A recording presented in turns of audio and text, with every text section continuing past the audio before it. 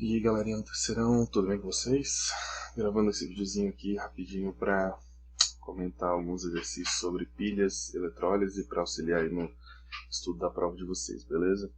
Então eu vou focar aqui nos pontos importantes dos dois processos que eu acho mais relevante para ajudar aí no estudo desses conteúdos, e posso deixar também o link desses módulos aqui que eu estou usando para vocês, caso vocês queiram se aprofundar em mais exercícios, beleza?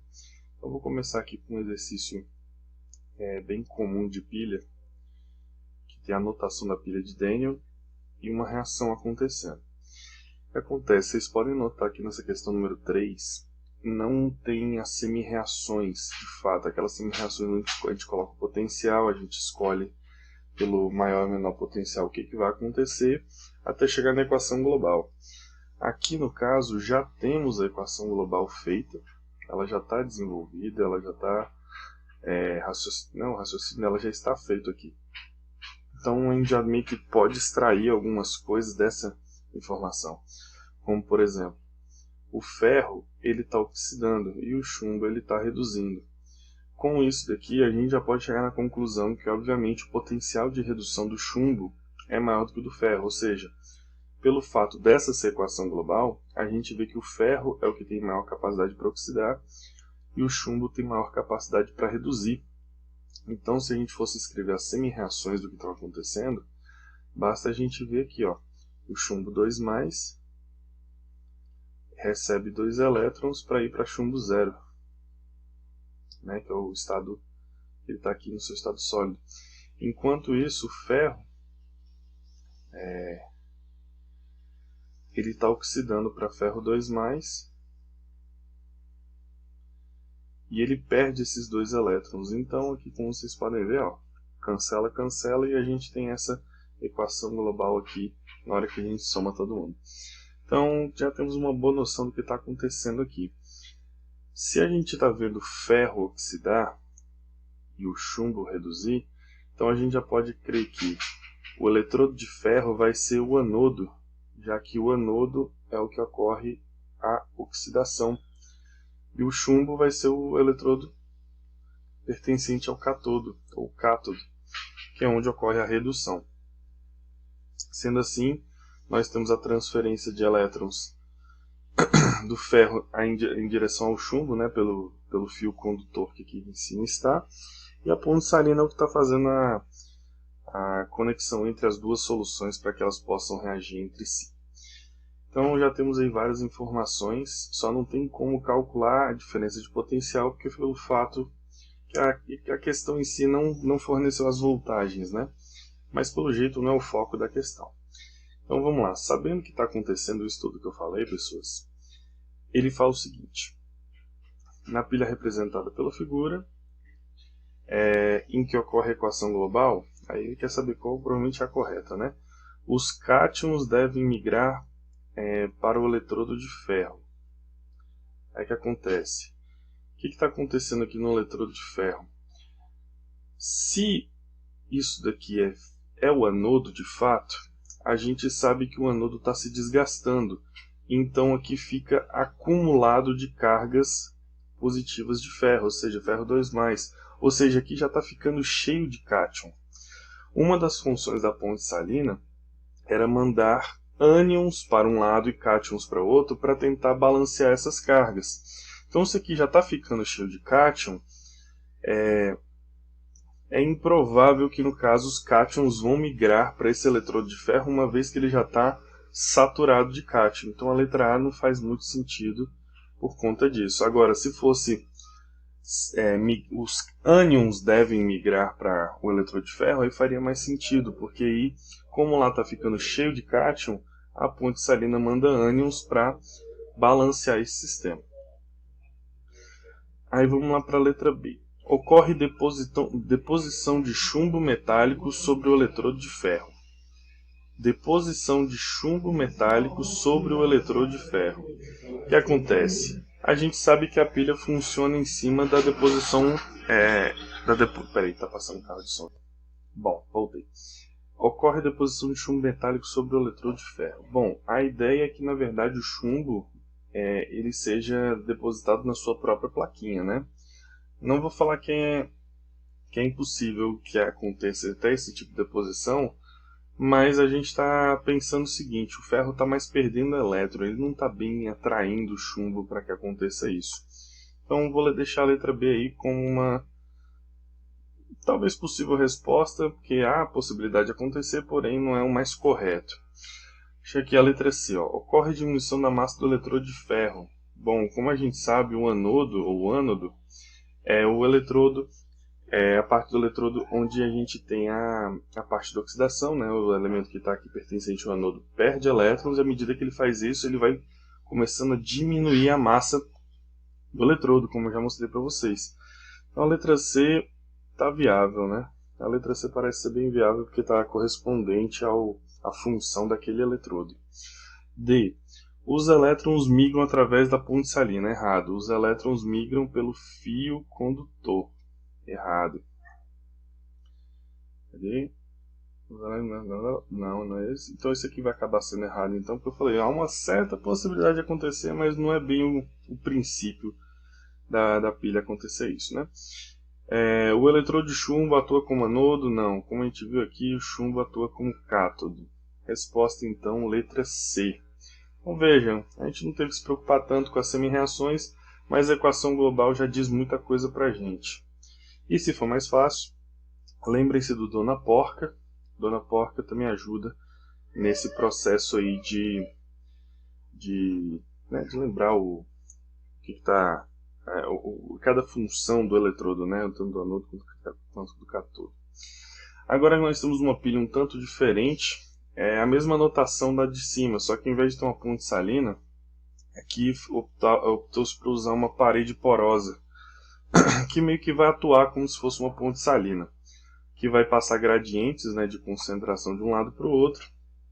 Então, de qualquer forma, vão migrar as duas soluções a ponto delas entrarem em contato uma com a outra. E notem, a gente não tem nem equação aqui dessa vez para nos informar o que está acontecendo de fato. Mas tem uma coisa muito importante aqui que já nos diz o que está acontecendo, que é a transferência de elétron de B para A.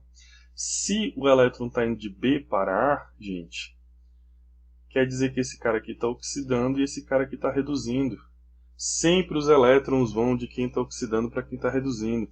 Ou seja, a gente pode chegar aqui à conclusão que aqui a parte B é o eletrodo negativo, né, que é o anodo. E o eletrodo A é o cátodo, ou cátodo. Então já chegamos nessa conclusão só de olhar o fluxo de elétrons. Ele sempre vai de quem oxida para quem reduz, é sempre de quem está perdendo para quem está ganhando. Então anodo, cátodo, sempre. Então agora a gente vê o que é correto, como se fosse um certo e errado aqui. Seu funcionamento diminui a concentração de íons B3+. Bom, vocês podem ver que tem íons B3+ aqui e íons A2+ aqui, ou seja, de onde veio esses íons? Dos sais respectivos que foram colocados na solução. Se esse cara aqui, que é B, é o anodo, isso informa que ele oxida. E ele está oxidando simplesmente... Desculpa, não é B, não é A, é B, né? Ele oxida de sua forma estável 0 para o 3+, não é à toa que tem também íons 3+ aqui, e perde 3 elétrons. Então, se ele está oxidando, não tem como diminuir a concentração, quer dizer que a concentração disso aqui aumenta. Então esse item aqui é errôneo, é falso. 2. O eletrodo B sofre oxidação.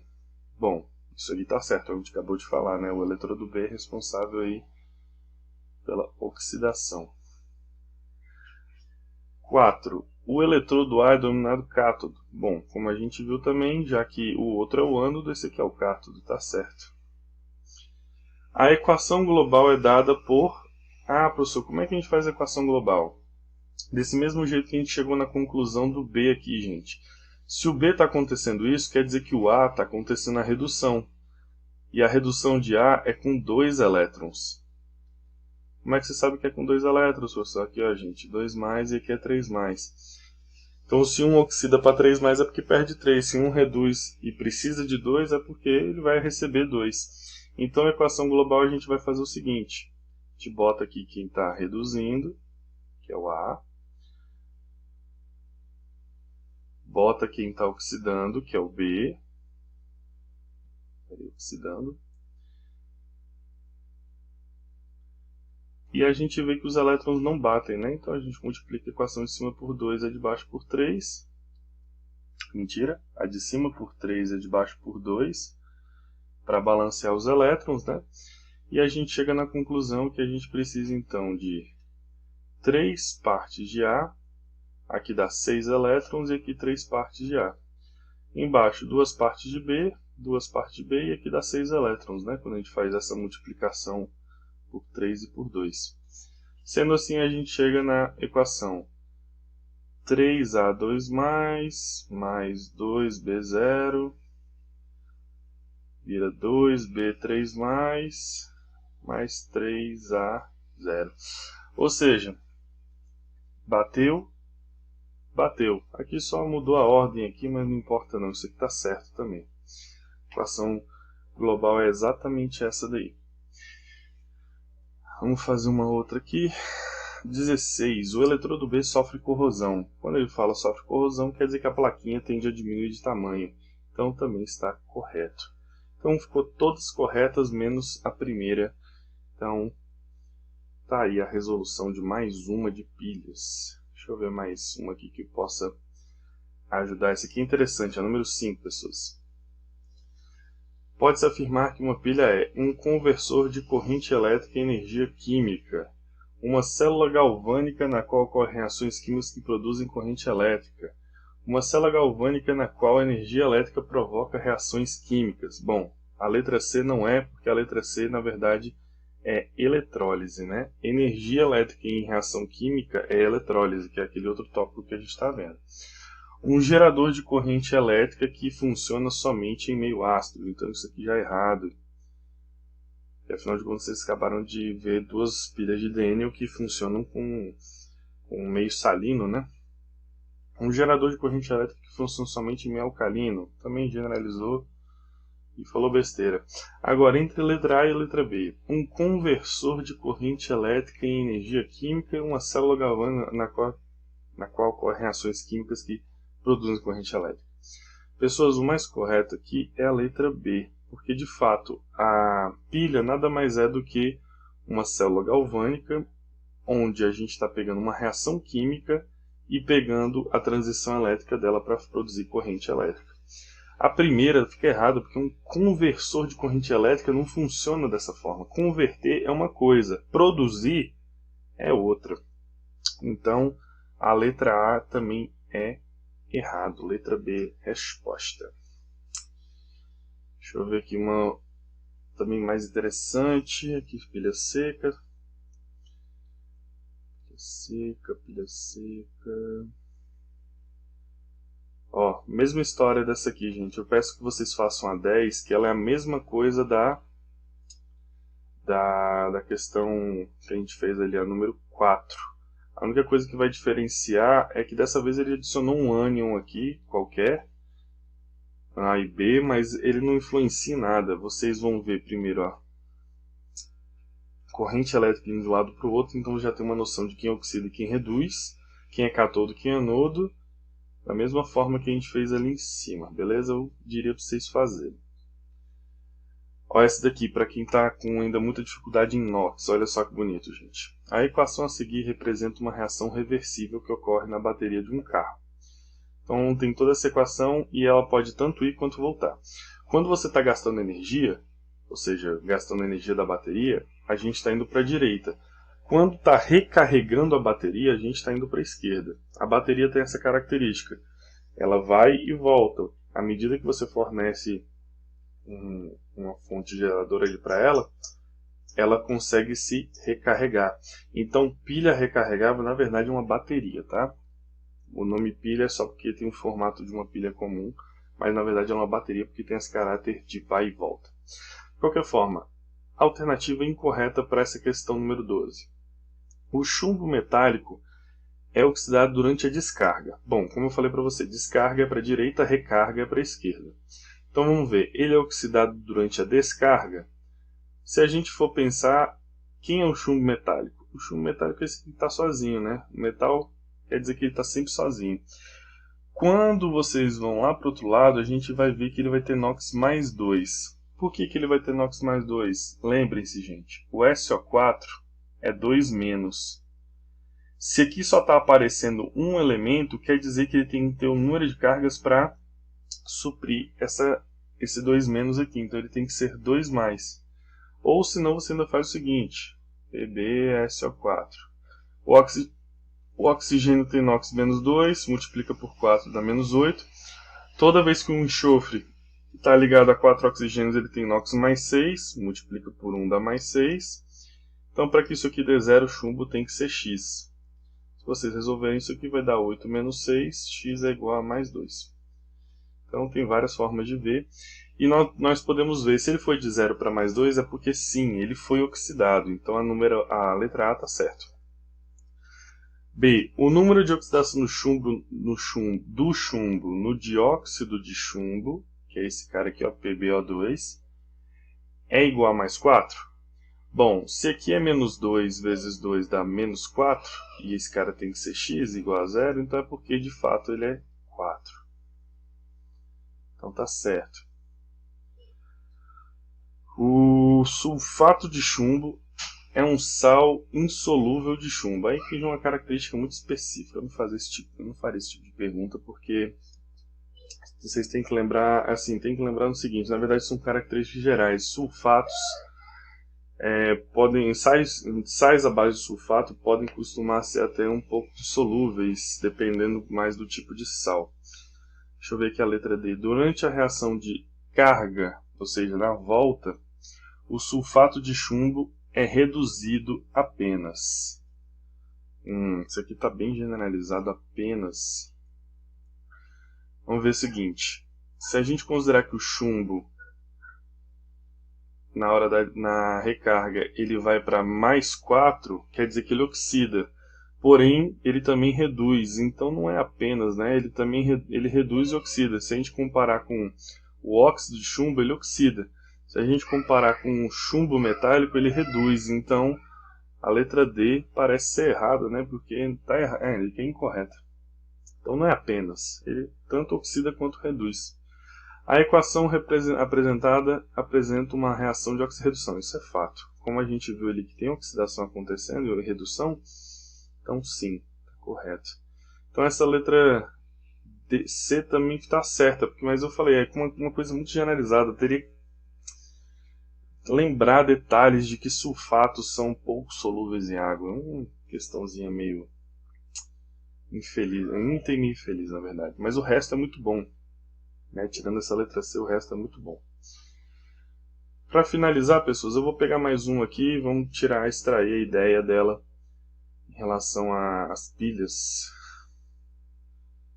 de uma forma bem tranquilinha aqui. Tem vários tipos de questão aqui. Ó, aqui tem a equação global e está querendo saber qual a representação correta da pilha. Essa no 19 também é interessante. Ó. Ele já forneceu a equação global e com a equação global a gente vê, gente, o zinco oxida e o cobre reduz. Então a gente tem que ver aqui qual que é a notação certa.